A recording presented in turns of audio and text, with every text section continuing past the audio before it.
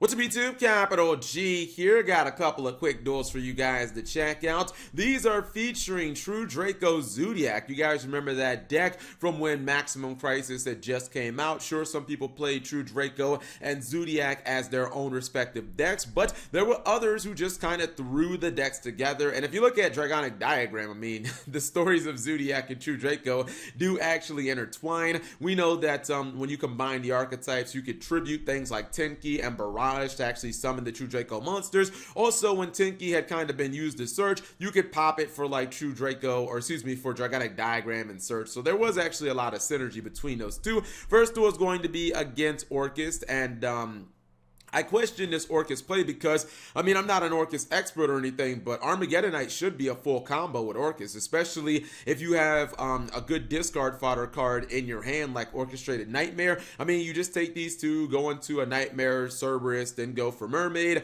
discard your Nightmare, your Orchestrated Nightmare, and then, like, just basically combo off, right? Like, you summon another one from your deck, and you just keep on going and going and going until you end up with, like, Rusty Bardiche and Fog Blades and all that good stuff. But instead going for Galatea Crescendo, which is just weird to me. Anyways, we got a normal summon of Thoroughblade that is immediately changed into Hammer Kong. This was also questionable. Using Twin Twister on blind face downs against True Draco it's not as risky as, like, you know, artifacts, but if you hit one of their trap cards as he's about to, then you end up losing one of your monsters. So, like, that's not going to be beneficial at all because Galatea is going down. I think he can summon Galatea back, but it's just like, why would you do that? He's also going to lose his Crescendo.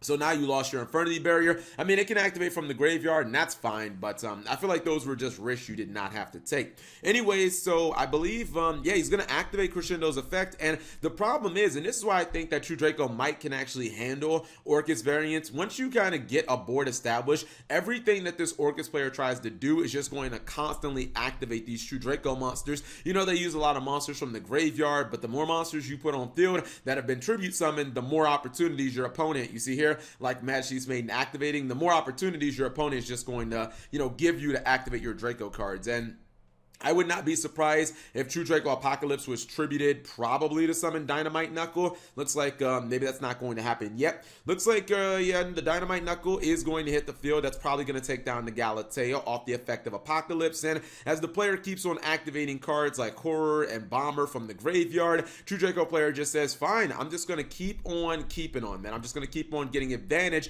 and activating these Draco cards. Phantom Knights of Rusty Bardiche finally summoned.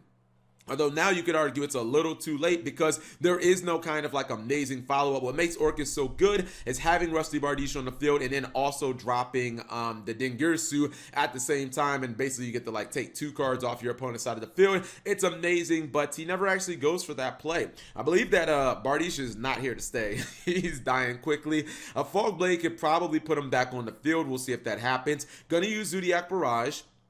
Has not used the effect quite yet. Majesty's Maiden also chaining to the Fog Blade. Fog Blade not that great in this matchup. He's going to pop the Tenki, and you might actually see an OTK here. Looks like he activates Heritage to draw two. Monster Reborn might just guarantee the OTK because Monster Reborn could reborn probably a really big monster. He's going to go for the copy of Whiptail, and look at this, man. Well, you guys remember the days of like 44 or 4,000 plus attack Tiger Mortars? Like, those were the days, man. I don't think that the Rusty Bardiche is going to stand in the way. He's also going to activate the Dynamite Knuckle, which means he could technically debuff it.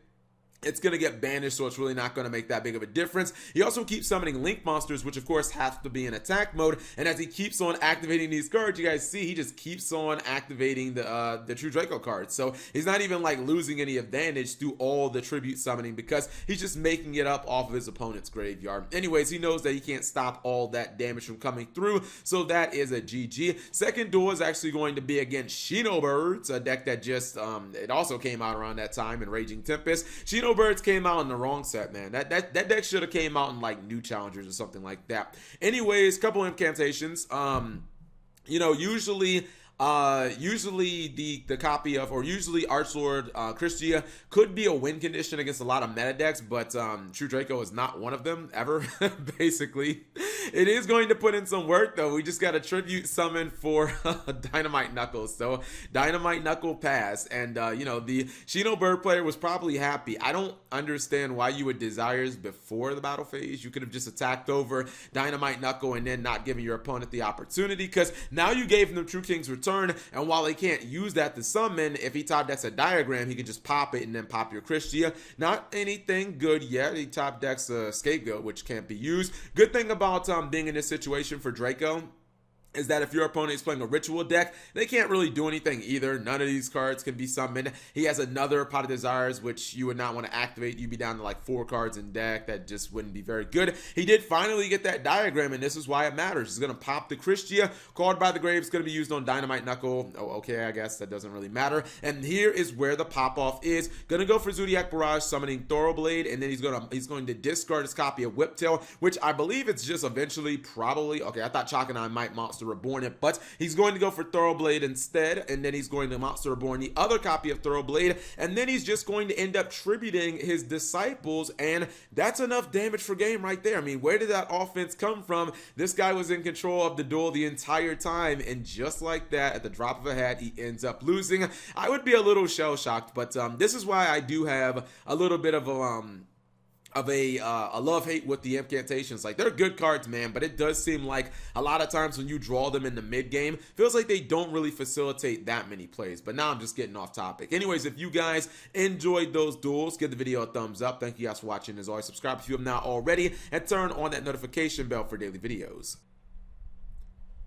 And actually, here's a quick peek at what the deck looks like on paper. When you look at this deck, it's like, man, this is definitely a callback to Maximum Crisis and Raging Tempest, because almost all the cards in this deck are from those 2 booster sets. Even the only hand trap in here being Ash Blossom and Joy Spring, a card from obviously Maximum Crisis. Some of the cards are a little questionable. Like, I wonder about the Scapegoat. It just feels like it would be a little slow if mainly all your plays are going to be like tribute summons and normal summons of Zoodiac monsters. I think that this deck would actually be a very real deck, obviously, if there were, some significant changes on the FNL list, like Trident and Masterpiece, Rapier, all that good stuff. But yeah, you can at least still play it, and kind of the spirit. It's just, you do gotta understand so many of the powerful cards from when this deck was first released, like so many of them are banned, and your Trident, Broad Bull, Masterpiece, etc., etc. But still kind of fun to play around with. I do like this. I do like Vanity's Fiend, because I do feel like